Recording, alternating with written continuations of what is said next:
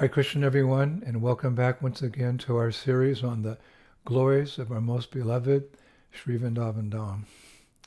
Namo Om Vishnu Padaya, Krishna Pishtaya Bhutale, Srimati Bhaktivedanta Swami Niti Namane, Namaste Saraswati Deve, Gauravani Pacharine, Vishesha Shunyavadi, Paschatya Deshatarine. All glories to Srila Prabhupada. So we're continuing with our mini-series on Stimulation for Ecstatic Love, and this will be part 83. As most of you know, we've been discussing paraphernalia used in service to the deity of the Lord. So this week we'll discuss incense, a commodity that we are all well familiar with in the International Society for Krishna Consciousness. But as always, there's much to be learned. In the Adi Varaha Purana, we hear the value of cultivating knowledge. Therein is said, as darkness is vanquished by the sunrise, as mountains tremble in fear of thunder, as snakes fear Garuda, as clouds are removed by the blowing wind, as miseries are destroyed through the cultivation of knowledge, and as deer tremble in fear of lions, so are sins destroyed by the very sight of Mathura. Hare Krishna. As an introduction to incense today, Srila Prabhupada writes in Nectar Devotion that in the Hari Bhakti Shuddhodaya, there's a statement about incense offered in the temple. And I'll quote here. When the devotees smell the good flavor of incense which is offered to the deity, they become cured of the poisonous effects of material contamination. As much as one becomes cured of snakebite by smelling the prescribed medicinal herbs. So that's a really interesting quote, reminding us of Krishna's statement in chapter 9, verse 16 of the Bhagavad Gita. But it is I who am the ritual, I the sacrifice, the offering to the ancestors, the healing herb, and the transcendental chant. I am the butter and the fire and the offering. So there Krishna mentions the healing herb. And there's actually is an herb found in the jungles that can revive someone who has been bitten by a snake. It said simply by smelling that herb, one becomes immediately relieved of the poisonous effects of snakebite. Hari Bhakti Shuddhodaya says that in a similar way, when a person visits a temple of the Lord and smells the incense offered to the deity, he's cured at that time from, says, all material contamination.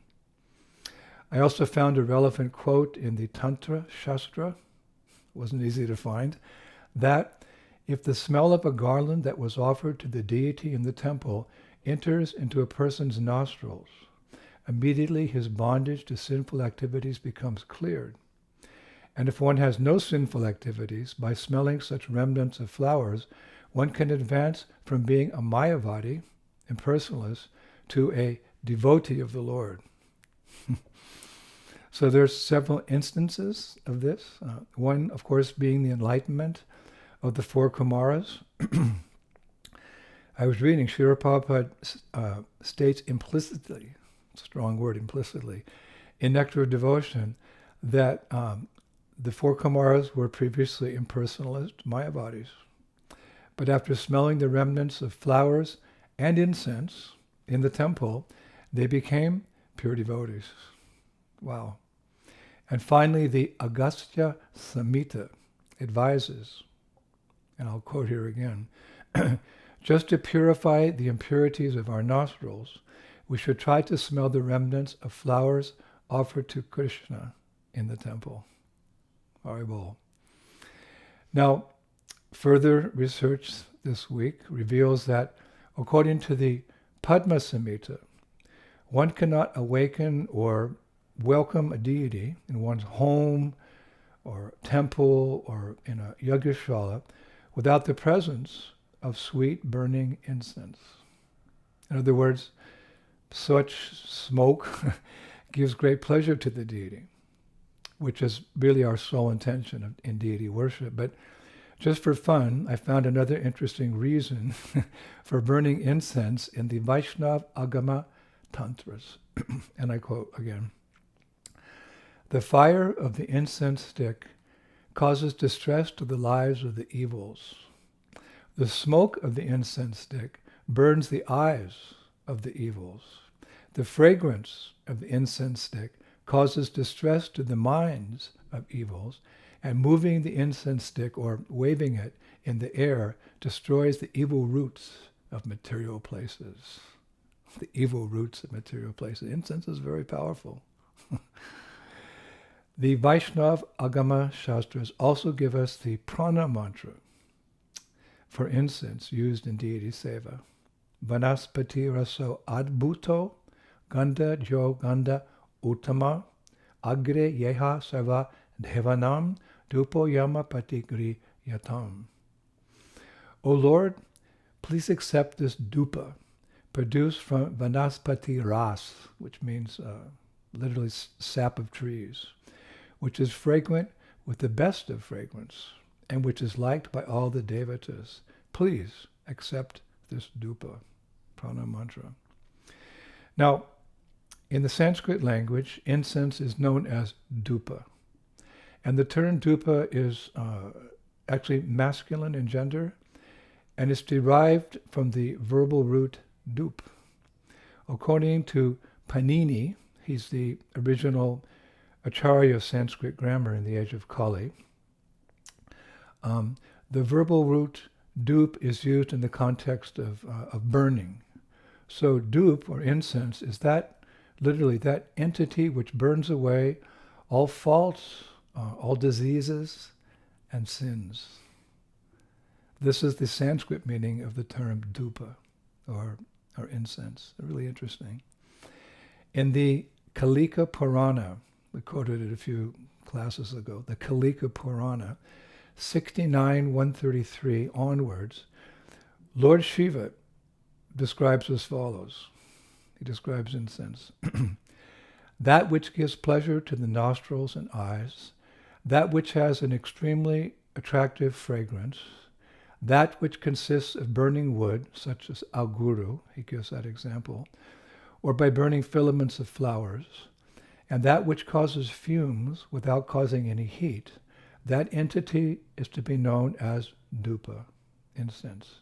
It gives immense satisfaction to the demigods and the Lord, as we explained earlier. Furthermore, the same Purana describes the various types of dupa, or incense.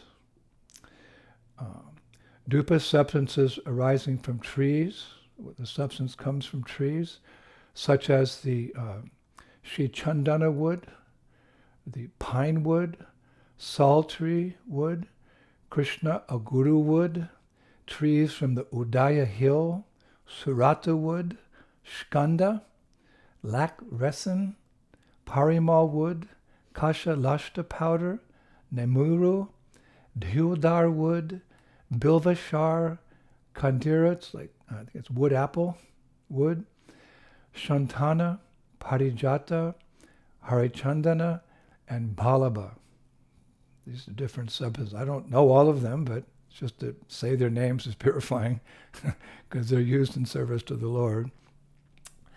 Dupa, or incense substances arising from crushing, like wishtira with filaments, the lotus, camphor, red lotus, amla, jasmine, varaha churna, utkala, jati kosha churna, kashturi, it means deer musk, etc.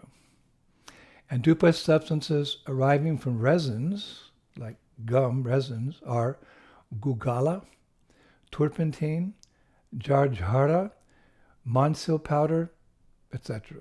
This is all from Shastra. Besides these, there are dupa, or incenses arising or being made with artificial substances, not those natural substances. But Shastra says we should never use or never offer such like chemical incense to the Lord. And Shastra also says One should never offer dhup mixed with impure substances, meaning fat, marrow, etc. And one should not offer dupa that has been sniffed or trampled upon by others. One who first sniffs or smells dupa and then offers it to the Lord, Shastra says, go straight to hell. So be careful.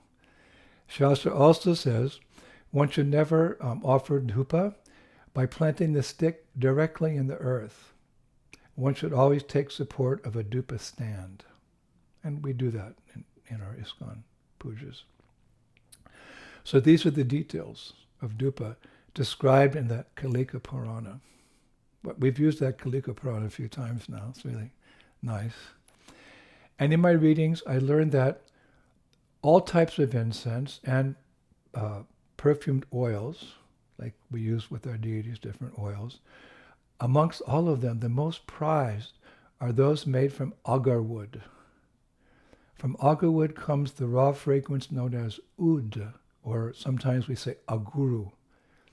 Even today, it's known as one of the most expensive and raw fragrance ingredients in the world. When the wood of this tree gets infected with it's described a parasitic mold, it reacts by producing a precious, dark, and fragrant resin. This is the perfume ingredient oud or aguru. And because the resin is triggered by the mold, it's estimated that a total of only 2% of these trees produce it. It's so rare. I was reading that for every 10 trees in the wilderness, only one of these trees will have this infected wood. So both for its unique smell or flavor and the fact that it's so rare, this oud or aguru scent is highly praised. Now, amongst sadhus in India, there's a popular story I've heard it a number of times in Vrindavan, about this special agarwood from where we get the oud or the aguru. Now, the story is not in Shastra, but nevertheless it's accepted in learned circles. So what's that? Well, because in Vedic culture there are 10 pramanas, or ways of establishing the validity of something. Itya is one. Itya. The term itya refers to oral tradition, which is passed on from generation to generation, like in a family or a village or entire community. It comes down to oral tradition. And there's many examples of itya that have been used by our Gaudiya Vaishnava acharyas. For example, the entire pastime of Sri Bimalmangal Thakur, where he goes to the forest, most devotees know this pastime, to visit Chintamani, the prostitute. Afterwards, she rebukes him, and he starts off for Vrindavan, and while on the way he becomes attracted to a married lady, and in frustration he requests her to give him her hairpins.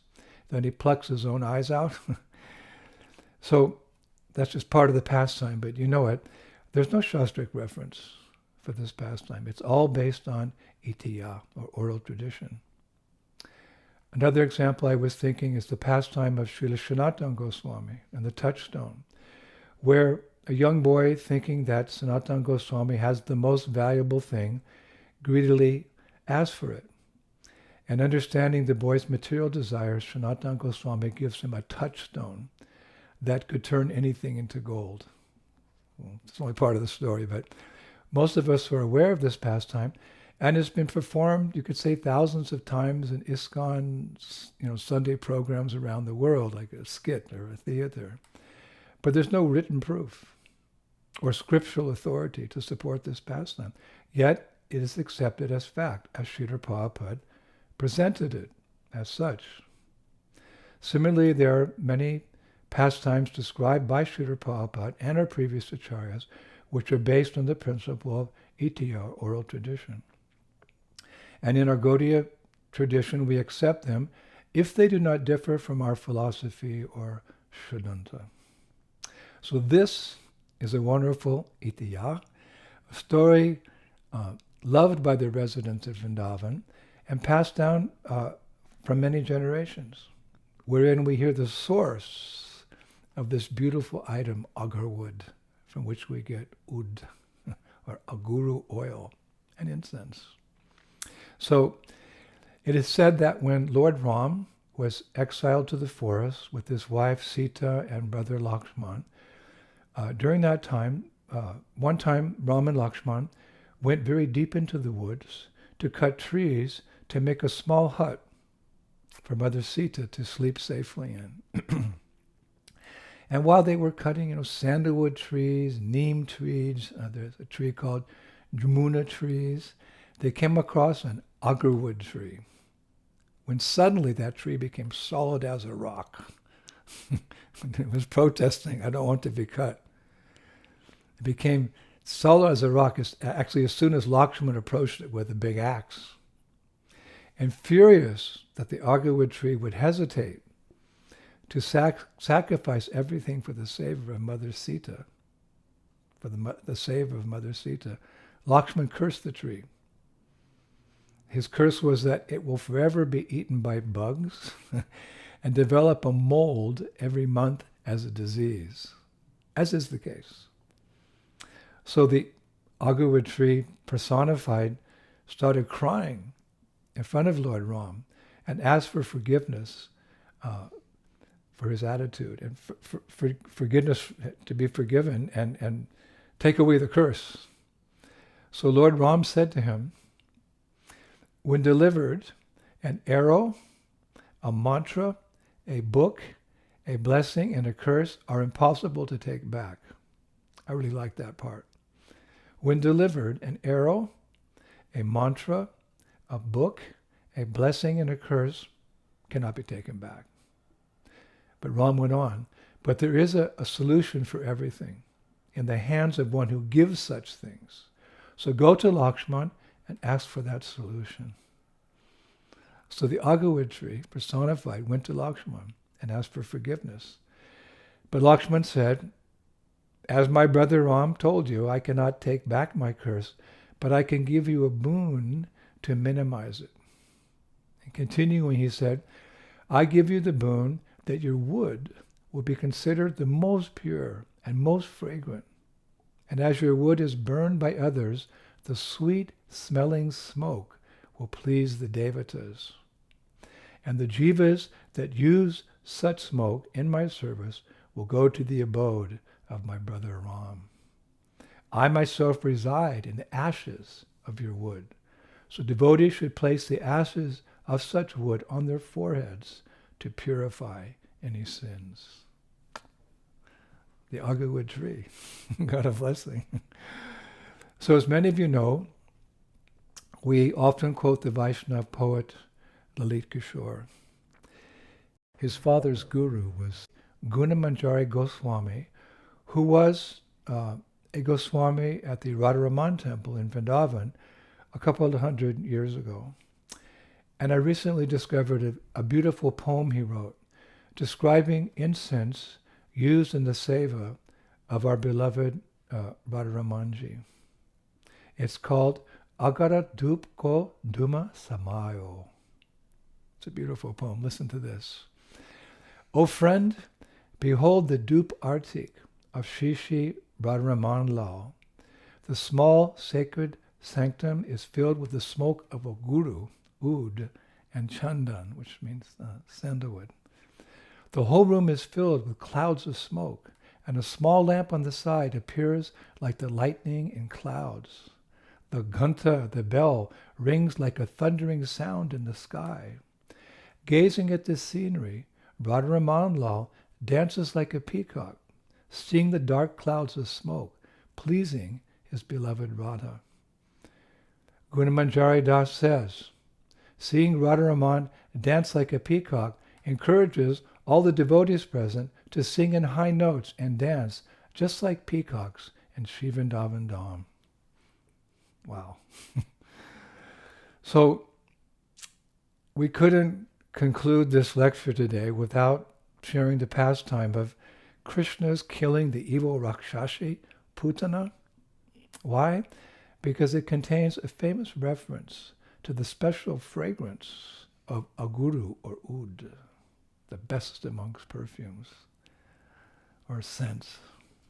So, well-known pastime, of course, but when Krishna killed Putana, her body fell down and it's described in Bhagavatam crushed many trees. And the Brajbasis then chopped up her bodily limbs and burnt them in a fire. And when the limbs were burning, the Grantaraj, Srimad Bhagavatam, king of all scriptures, 10.6.24 describes, Dumashta Guru Shura Baha. There was fragrance of a guru coming from her burning limbs. Wow. Dumashta Guru Shura Baha. There was a fragrance of a guru coming from her burning limbs, the Rakshasi. So, the famous Vaishnava poet Sri Harishuri, who we've quoted mostly last year, Harishuri, he specifies the secret behind this pastime. He says that every material body is made of 5 mahabhutas. Sky, characterized by sound. Wind, characterized by touch. Fire, characterized by form. Water, characterized by taste. And earth, characterized by odor. 5. And he writes that these 5 were present in Putana's body. The first 4 elements in her body, he writes, gave trouble to Krishna. The sky element, sound of her body, troubled Krishna due to her harsh sounds. The wind element, touch of her body, troubled Krishna by trying to attack him when she was being choked. The fire element, form of her body, troubled Krishna by manifesting a fearsome form. And the water element, taste of her body, troubled Krishna through the taste of the poison that she had smeared on her breast. Only the earth element, characterized by odor of her body, didn't give Krishna any trouble. Only the earth element, characterized by odor, the odor of her body, didn't give Krishna any trouble.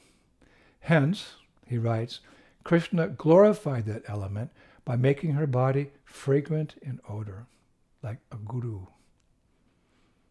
And that great Vaishnava poet concludes that, this is really nice, indeed, Krishna neglects hosts of faults if even one good quality is present. Indeed, Krishna neglects hosts or many faults if even one good quality is present. He is so kind. This is the realization of that great poet, Sri Harishuri. Wow. So I would like to end this lecture today with a poem by the Brajabasi poet Vyasa Das. He also lived several centuries ago. He once wrote, "Praise the Guru of your path.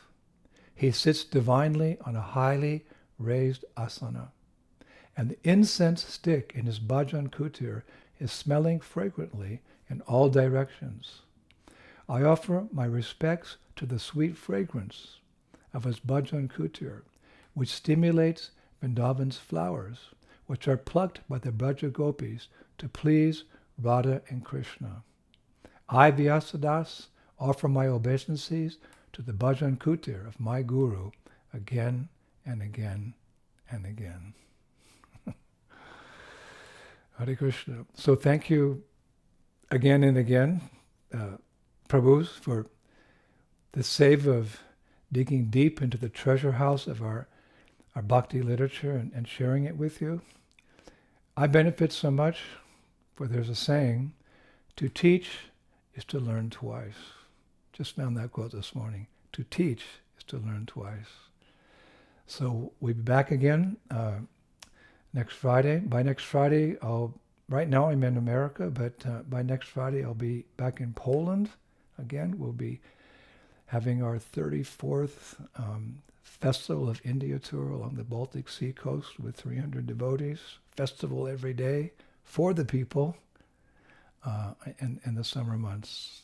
Can't wait for that. But we'll find time to continue these Vrindavan classes. This is the source of our inspiration. All glories to Srila Prabhupada, the revealer of the Dham. Shri Shri Gaur Nitai ki, Shri Shri Krishna Balaram ki, Shri Shri Radhashama Sundar ki, Vrindavaneshwari Shrimati Radharani ki, Mayapur Dham ki, Gaur Nitai ki, Shri Krishna Sankirtan Yagya ki, Nitai Gaur Pimanandi, Jai Jai Sri Sri Radhe Shyam.